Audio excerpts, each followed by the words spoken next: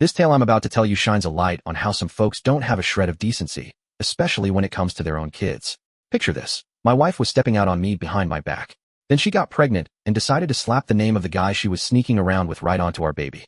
I mean, sure, most people who cheat at least try to keep it under wraps, maybe toss a little effort into hiding the evidence.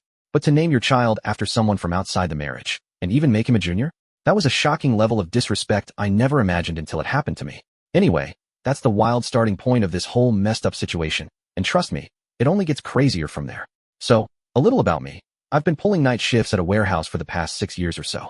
It's not the kind of job you brag about at parties. It's gritty, tiring work, stacking boxes and moving pallets until your back screams. Still, it keeps the lights on and food on the table, so I can't complain too much. After every shift, I drag myself out of there around 6 a.m., when the sun's just peeking up, and swing by this 24-hour diner off the highway. It's one of those places that never sleeps, always buzzing with truckers, early risers, and folks like me just trying to unwind. That's where I first crossed paths with Lisa, and man, she stood out from the get-go. Lisa wasn't your average waitress, not by a long shot. She had this knack for remembering every order like it was second nature, and she knew all the regulars by name, like she was running a little family instead of a greasy spoon. Me? I'm a simple guy. 3 eggs over easy, wheat toast, and hash browns so crispy they crunch like autumn leaves. By my second visit, she had it locked in, didn't even need to ask. We hit it off over time, and 4 years after I first shuffled into that diner, we tied the knot. Lisa loved that place. She'd tell you it felt like home, and for a good stretch, it really did.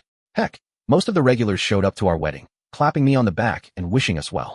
The other waitresses treated her like a sister, and the overnight crew? They were tight, bonded by those long, quiet hours pouring coffee at 3 a.m. for people just trying to power through their shifts. Things rolled along smooth enough until last spring, when Lisa dropped the bombshell. She was pregnant. I was over the moon, but also scrambling. Babies don't come cheap, you know? We had a little cash tucked away, but I started grabbing every extra shift I could at the warehouse, 65, sometimes 80 hours a week, just to pad the bank account. Meanwhile, Lisa kept clocking her usual overnight hours at the diner. She'd say she wanted to bank her maternity leave for after the little one arrived, which made sense to me at the time. That's when this trucker named Travis started popping up more than usual. At first, I didn't think much of it. Diner's a hot spot for drivers, guys with regular routes, regular stops, so seeing the same face wasn't odd. But Travis? He wasn't like the others. He'd roll in, park his big rig out back, and plant himself in Lisa's section for hours, sipping on the same cup of coffee like he had nowhere else to be. The other waitresses started picking up on it too, though nobody said a word at first. That's how diners work. Everyone's got their own story, and most folks keep their noses out of yours. But it wasn't just the staff. Some of the drivers noticed him lingering too. One night, this old-timer named Frank, he'd been a regular for 2 decades, caught me when I was picking Lisa up after her shift. He pulled me aside near the jukebox, his voice low, and told me Travis had a reputation along his route.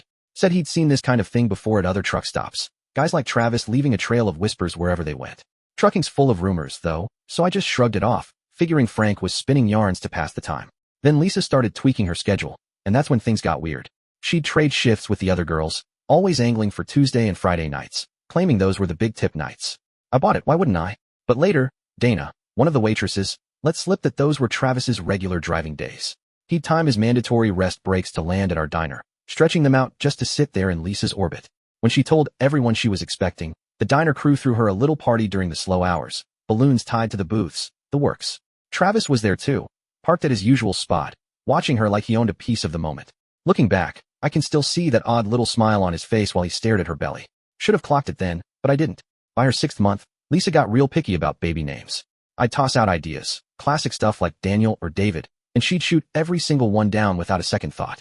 Then one day, out of nowhere, she just blurts out that she wants to call the kid Travis Thomas. Said it came to her in a dream, like some kind of sign. I didn't blink. Travis is common enough, right? Didn't seem like a red flag at the time. But her mom's reaction? That stuck with me. See, her mom pulled the morning shift at the diner sometimes, so she'd seen Travis in action, how he'd hang around Lisa, how Lisa's whole face would brighten up when his truck rumbled into the lot. She'd even tried talking to Lisa once, passing along some hush stories she'd heard about him from other spots along the highway. Lisa didn't take it well, snapped at her mom, said she was just trying to spoil her joy. And me? I was too buried in warehouse shifts to connect the dots. That's how it all started creeping toward the edge, one little step at a time. Lisa's pregnancy went off without a hitch, smooth as you could hope for. She kept slinging plates at the diner right up to her 7th month, always saying she'd go stir-crazy cooped up at home.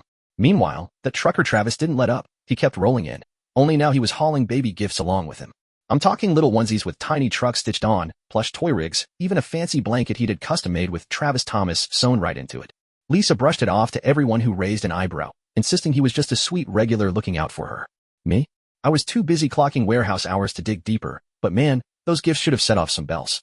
Then the big night came. I was elbow deep in my shift, moving crates under those harsh warehouse lights. When my phone buzzed around 2:30 a.m., Lisa was in labor. I bolted out of there, still in my grimy safety vest, and floored it to the hospital. Her mom was already pacing the waiting room, and Dana from the diner was there too, sipping lousy vending machine coffee. Lisa's delivery was a breeze. 5 hours later, we were staring at a perfect baby boy, all pink and squirmy. That's when the weirdness started creeping in, slow but steady. We're filling out the birth certificate, right? Lisa's dead set on naming him Travis Thomas, no wiggle room. Her mom pipes up, tossing out some family names we could use instead, trying to nudge her off that ledge. Lisa wasn't having it. She shut it down hard. I even threw out my granddad's name for a middle option, thought it'd be a nice touch, but she snapped at me like I'd insulted her. Looking back now, it's clear as day. She was hell-bent on locking that name in, like it was some kind of mission. Those first few days at home felt normal enough, though. Lisa was healing up, figuring out the whole breastfeeding thing, juggling the chaos every new mom deals with. I was just happy to have my little family under one roof. But then I started noticing her glued to her phone, checking it nonstop, always angling it away from me. She'd say she was just keeping her friends in the loop about the baby, and I bought it at first. A few days later, she's hunched over her laptop, crafting this big Facebook post. Took her hours, picking the best shots of the kid, tweaking every word. When she finally hit post, it was this long spiel about welcoming Travis Thomas Jr. into the world, how the name held deep meaning, how some things are just fate. She tagged everybody, friends, family, even some of the diner crowd. I thought it was sweet, proud even, until that post blew up in ways she never saw coming. Here's the kicker. Travis had her blocked on Facebook, classic sneaky move to keep his wife in the dark. But a public birth announcement? That's like tossing a lit match into dry grass. It spread fast, and one of their mutual friends, another trucker's wife, liked it. Boom, Travis's wife caught wind of it. Within hours, she's playing detective, digging through the dirt. Turns out Travis had this whole twisted playbook. He cruises regular routes, zero in on young waitresses working the graveyard shift at diners like ours.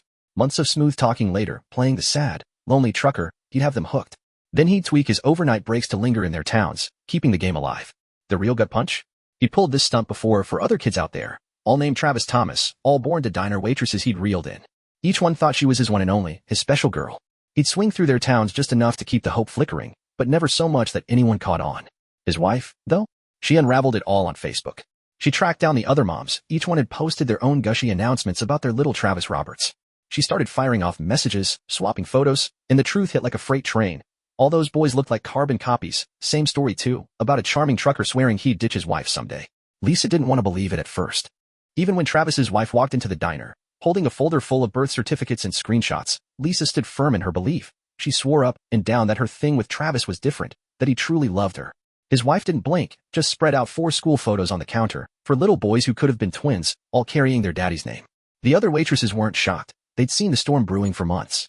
Turns out they tried tipping Lisa off way back, some new girls at other diners who'd fallen for Travis's routine. But Lisa? She'd wave them off, claiming they were just jealous of what she had with him. Word spread quick among the diner folks after that. Regulars started whispering, and other truckers filled in the blanks. Travis had a rep along his roots. Guys said he'd brag about his legacy, how he'd sprinkled kids named after him across 4 states. Some of those drivers thought it was a riot, like he was some kind of road warrior leaving his mark. Me, I was still piecing it together, stuck between the warehouse and home, watching my world tilt sideways. Lisa built this fantasy around Travis, and now it was crumbling, photo by photo, post by post. That's when it hit me. This wasn't just about a name anymore. It was a whole tangled web, and I was caught right in the middle. Okay, let's stretch this out a bit more and dig into the fallout, cause this story's got legs. After the DNA test dropped, it was like a bomb went off in our little world. Lisa couldn't dodge the truth anymore. She'd been slipping away to that cramped apartment Travis kept, tucked behind some rundown strip mall. She'd tell me she was picking up extra shifts or running errands, but nah, she was there, buying into his promises. Said he'd sworn up and down he'd leave his wife once Junior was born, painted her this picture of a fresh start. Same old song he'd sung to those other gals, note for note. When it all came crashing down, Travis's wife turned into a one-woman wrecking crew. She didn't just walk away, she tore his life apart, piece by piece. Found out he'd been skimming their joint account for years, funneling it into his double life. Those cute baby trinkets and rent payments? All on her dime. Plus, he'd been fudging his logs at work, claiming extra miles and fuel stops to cover his tracks. His boss didn't hesitate, showed him the door the second the paper trail lit up. Lisa slunk back to her mom's place after that, tail between her legs. She's still pouring coffee at the diner, but she's on days now, can't handle those late hours where the ghosts of her choices linger. The regulars, bless 'em, they try to keep things light. They'll nod and chat about the weather, but you see their eyes flicker to her name tag, like they're piecing together the rumors they've caught wind of. It's a small town vibe. Even on a highway stop, word travels. those other moms Travis had strung along? They didn't waste time.